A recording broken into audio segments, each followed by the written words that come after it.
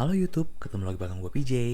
Di video kali ini gue mau bahas tentang GAS atau Gear Acquisition Syndrome, yaitu sebuah fenomena di mana kita sebagai fotografer itu selalu tergoda untuk upgrade, untuk beli alat-alat baru yang padahal kita tuh belum tentu butuh.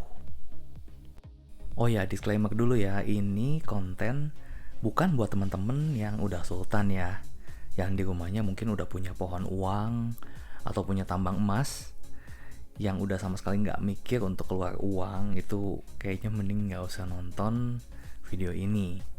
Karena ya kalau misalnya teman-teman yang udah sultan sih kan tinggal beli aja, butuh nggak butuh ya udah besoknya tinggal jual lagi. Mau rugi, mau dikasihin ke temen juga bebas. Konten ini lebih gue tunjukin untuk temen-temen sesama fotografer yang sama kayak gue, yang keuangannya terbatas. Jadi untuk kita beli alat itu tuh harus dipikirin baik-baik, dipikirin matang-matang. Jangan sampai kita beli alat yang salah atau hanya buang-buang uang doang, atau justru kita beli yang sebenarnya kita belum tentu bisa maksimalin. GAS atau Gear Acquisition Syndrome ini bisa punya dua efek. Yang pertama itu efek yang positif. Contohnya, kita misalnya upgrade kamera yang tadinya kita pakai hanya body entry level, misalnya yang harga sekitar 5 jutaan, terus kita upgrade ke yang high end atau top of the line, misalnya harga 20 juta. Tapi ternyata setelah upgrade itu kita jadi terpacu untuk mempelajari terus sampai bisa menggunakan kamera itu dengan maksimal. Nah, ini berarti efeknya kan positif ya. Nah, yang kedua itu misalnya kita dengan upgrade kita jadi lebih sayang sama barangnya, kita lebih ngerawat, lebih pakai hati-hati. Itu juga menurut gue efek yang positif. Dan yang ketiga mungkin dengan kita upgrade itu bisa nambahin sebuah ciri khas ke hasil foto kita. Nah, sedangkan kalau ciri-ciri GAS yang kurang baik, yang pertama itu misalnya setelah kita beli itu ternyata excitement atau antusiasmenya itu hanya seminggu atau sebulan mungkin. Setelah beli ya udah, kita sebenarnya kan karena nggak butuh, cuma beli doang, ditaruh di dry box atau di dry cabinet, akhirnya terbengkalai. Itu menurut gue kayak ya ngapain kita beli tapi kita nggak pakai gitu. Berarti kan sebetulnya belum perlu. Nah, yang kedua, misalnya kita setelah beli terus udah puas karena udah punya kan, nggak lama besoknya kita jual. Nah, ini juga menurut gue sesuatu yang negatif, karena kita misalnya beli kamera hari ini harga 25 juta, mungkin besoknya atau minggu depan kita jual, mungkin harganya udah tinggal 22, 23 mungkin. Dalam waktu seminggu kita udah buang 2 juta rupiah sia-sia gitu. Nah, terus yang ketiga, misalnya kita beli kamera yang harganya 30 juta atau 35 juta hanya karena pengen pamer. Misalnya ke teman-teman yang satu komunitas atau ke ya siapapun lah ya, pokoknya kita beli hanya untuk pamer doang. Padahal ya pakainya mungkin belum tentu bisa maksimal gitu. Nah, terus yang keempat, misalnya kita beli kamera yang paling mahal pada saat ini, temen juga atau orang lain ada yang beli kamera yang sama, tapi kok hasilnya bisa lebih bagus ya?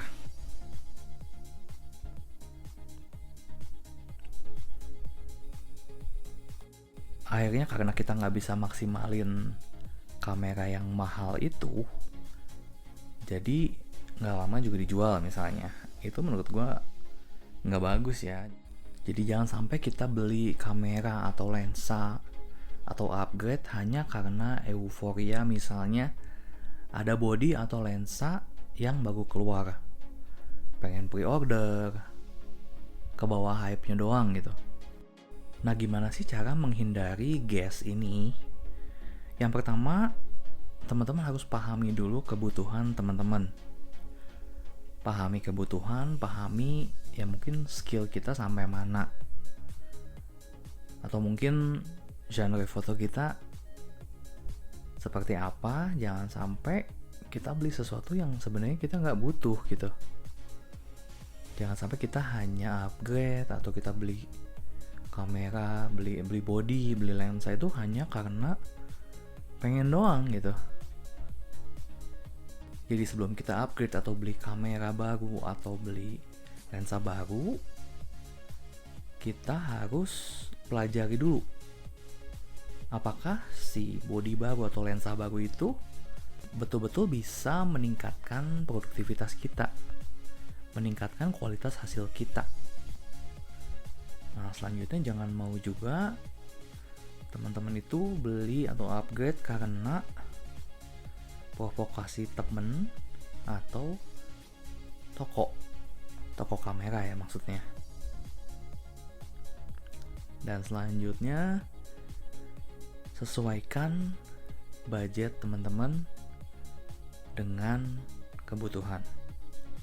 Jangan sampai beli yang betul-betul di luar dari budget, bahkan sampai mungkin maksain minjem uang atau cicil. Padahal ya mungkin teman-teman pakai kamera itu hanya untuk hobi doang, bukan untuk menghasilkan uang lagi. Nah, dan teman-teman juga harus sadari bahwa body dan lensa yang bagus itu nggak menjamin hasilnya bagus, karena kamera dan lensa itu hanya benda mati. Yang pakainya yang harus punya skill untuk maksimalin. Gue mau sharing beberapa tips buat teman-teman yang mungkin sekarang lagi pengen upgrade body atau upgrade lensa. Nah, teman-teman mungkin perlu listing dulu apakah teman-teman itu dalam fotografi atau videografi itu terpentok keterbatasan alat atau keterbatasan skill. Kalau misalnya terpentok keterbatasan alat, itu berarti teman-teman memang perlu atau butuh untuk upgrade. Contohnya, misalnya teman-teman sekarang punya body kamera yang resolusinya misalnya masih 10 megapiksel. Sedangkan teman-teman perlu cetak besar misalnya, atau perlu di crop. Dan teman-teman butuh kamera dengan resolusi 24 megapiksel misalnya. Nah, ini tuh kayak kita keterbatasan atau dibatasi sama kemampuan si kameranya. Ibaratnya kita punya skill sedewa apapun, gak mungkin bisa ngerubah kamera yang 10 megapiksel jadi 24 megapiksel. Nah, ini mungkin teman-teman udah mulai bisa ngebedain ya, yang mana yang karena keterbatasan alat dan yang mana karena keterbatasan skill. Nah, yang kedua, misalnya teman-teman videographer misalnya.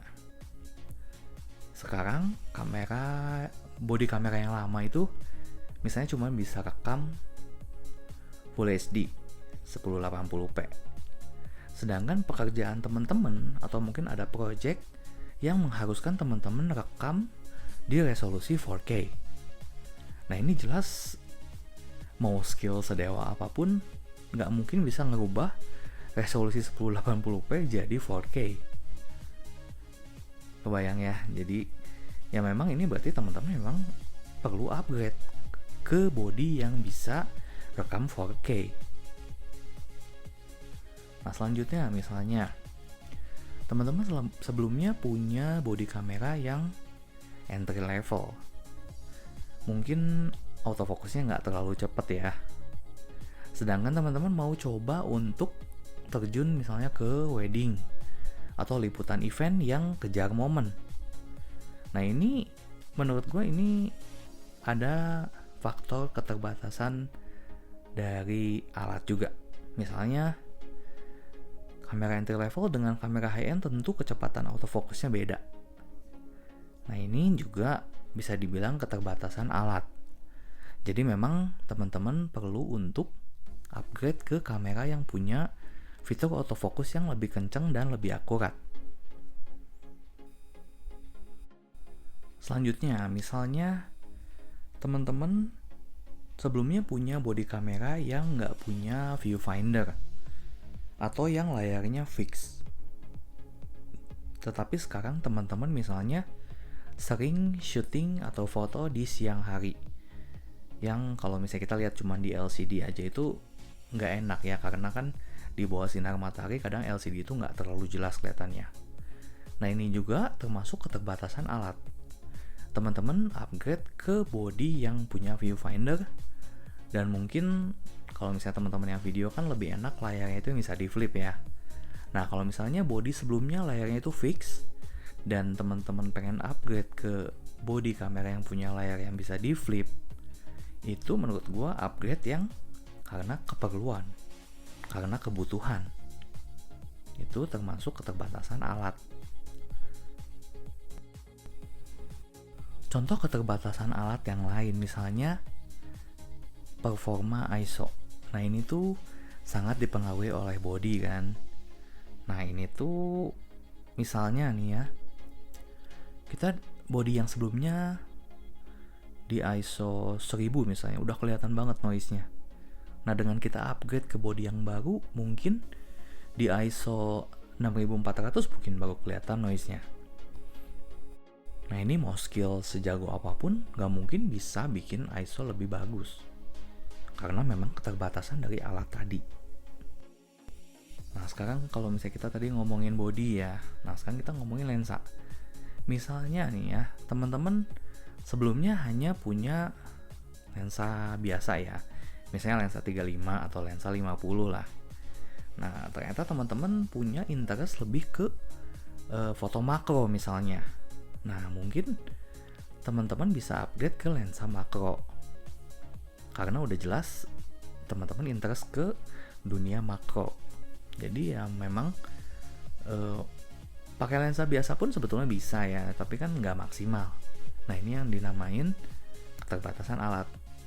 Atau misalnya teman-teman suka foto landscape. Foto landscape identiknya dengan lensa wide. Misalnya teman-teman kan cuma punya lensa yang paling lebarnya itu misalnya 18 mili. Sedangkan kalau di APS-C kan 18 mili itu jadi sekitar 23-24 mm ya. Nah mungkin teman-teman perlu punya lensa yang ultra wide, misalnya lensa 10 mili. Nah di situ termasuk keterbatasan alat, karena mau gimana pun yang namanya lensa 18 mili misalnya kita udah nggak bisa mundur lagi, ya mau nggak mau ya kita hanya bisa dapat angle-nya itu hanya segitu aja. Sedangkan kalau misalnya kita pakai lensa dengan vokal yang lebih lebar, misalnya 9 mm atau 10 mm, kita bisa dapat field of view yang lebih luas. Nah sampai sini paham ya teman-teman. Jadi kalau misalnya teman-teman list dulu keterbatasan alat atau keterbatasan dari body kamera yang lama atau lensa yang lama, apakah bisa terpenuhi dengan body kamera atau lensa yang baru? Kalau misalnya iya, berarti ya memang teman-teman udah waktunya untuk upgrade atau untuk ganti. Dan ini nggak termasuk ke fenomena GS tadi, karena memang butuh gitu. Nah kalau tadi kan kita bahas tentang keterbatasan alat. Ada yang kedua yaitu keterbatasan skill. Nah ini biasanya dialami oleh fotografer-fotografer yang baru. Misalnya fotografernya ini baru banget kenal dunia kamera, tapi mungkin kebetulan dia punya budgetnya lumayan besar ya. Misalnya punya budget sekitar 20-30 juta lah. Bisa beli kamera yang paling top of the line, bisa beli lensa yang top of the line, tapi hasilnya gitu-gitu aja, hasilnya B aja lah istilahnya. Gue nggak bisa bilang jelek ya, karena kan foto itu seni relatif lah. Cuman gue lihat fotonya, oh kok biasa aja gitu, padahal gearnya mentereng, gearnya yang paling mahal gitu. Nah, di sini berarti keterbatasan skill, karena kemampuan kameranya itu ibaratnya kalau diukur sampai skala 1 sampai 10, misalnya kemampuan kameranya bisa sampai 10, tapi skillnya hanya bisa memanfaatkan sekitar 3 atau 4 doang. Kan sayang ya. Jadi daripada berpikir untuk upgrade lagi, kenapa enggak kita maksimalin alat yang ada. Tapi sebenarnya fenomena ini menurut gua normal banget, dan pasti semua orang tuh pernah ada di posisi yang ngalamin seperti ini. Contohnya gue sendiri ya, dulu waktu zaman gue pakai Canon, awal-awal gue terjun ke dunia wedding gitu, itu tuh kayak hampir tiap 2 atau 3 bulan sekali gue tuh beli lensa baru, cobain focal length yang baru, yang ujung-ujungnya sebenarnya lensa yang dipakai itu aja gitu. Satu lensa zoom, satu lensa ya entah kalau nggak 35 ya 50 gitu. Gue punya lensa 85, 135, atau yang wide-nya 24 fix. Itu rata-rata gue nggak pernah bawa, nggak pernah pakai, karena ya kan berat juga ya kalau semuanya dibawa gitu. Lama-lama cuma nongkrong di dry box doang. Gue rasa ngapain juga gitu gue koleksi lensa yang gue sendiri nggak pakai. Nah, makanya sejak gue pindah merek, sekarang gue pakai Fuji dan Sony, gue hanya beli lensa yang memang gue pasti akan selalu ya sering gue pakai lah istilahnya. Focal length favorit gue itu di 35 dan 50. Jadi memang gue punya beberapa lensa yang di fokalin kisaran 35 sama 50 aja gitu. Ya karena gue memang sering pakainya di situ aja. Udah nggak kayak dulu lagi, tergoda untuk semua dibeli aja. Tapi ya ujung-ujungnya cuma nongkrong di dry box, ya buat apa gitu. Mendingan duitnya diinvestasiin untuk beli lighting misalnya, atau beli ya laptop kali untuk edit gitu ya. Mungkin buat teman-teman yang belum punya laptop, lebih baik dibanding selalu kita upgrade body dan lensa tapi kita lupa faktor-faktor lain yang bisa meningkatkan produktivitas kita. Misalnya yang selama ini hanya ngedit di handphone mungkin kan agak kurang nyaman ya karena layarnya kecil. Nah, mungkin budget yang tadinya hanya sekedar pengen lapar mata, pengen upgrade body, padahal nggak ngerti kelebihannya apa gitu, mendingan untuk beli laptop misalnya. Nah, jadi gua mau sharing tentang ini tuh supaya teman-teman yang tadinya pengen upgrade hanya karena pengen doang, itu mending teman-teman pikirin lagi deh.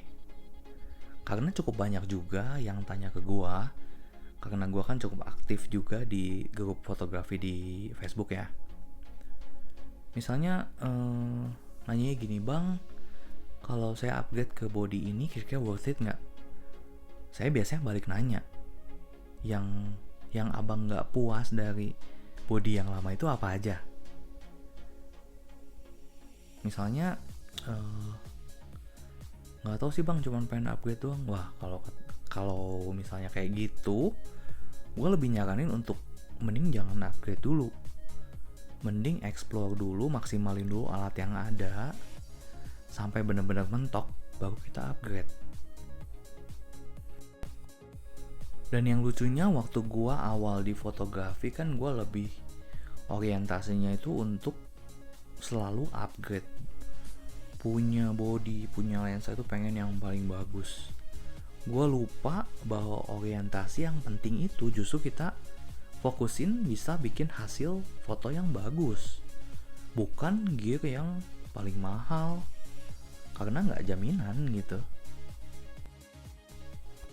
Sekarang ini gue malah lebih tertantang untuk gimana sih bisa hasilin foto yang bagus tapi dengan gear yang terbatas. Misalnya gue pakai body jadul, pakai lensa manual yang murah, gue men-challenge diri gue sendiri untuk lu harus hasilin foto yang bagus dengan kamera dan lensa yang seadanya.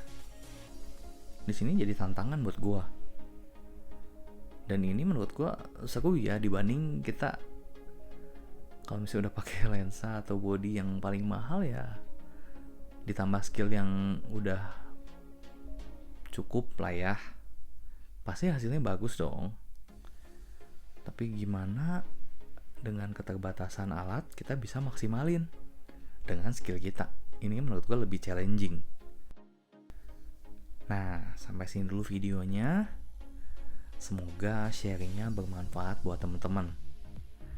Kalau misalnya teman-teman punya pengalaman atau mau cerita tentang, mungkin teman-teman ada yang mengalami GAS juga atau Gear Acquisition Syndrome tadi, teman-teman boleh cerita di kolom komentar di bawah ya, karena gue juga pengen tahu apakah yang ngalamin seperti ini tuh banyak. Yang cuman pengen upgrade atau pengen beli itu karena rasa penasaran atau rasa pengen aja kebenaran ada uang misalnya.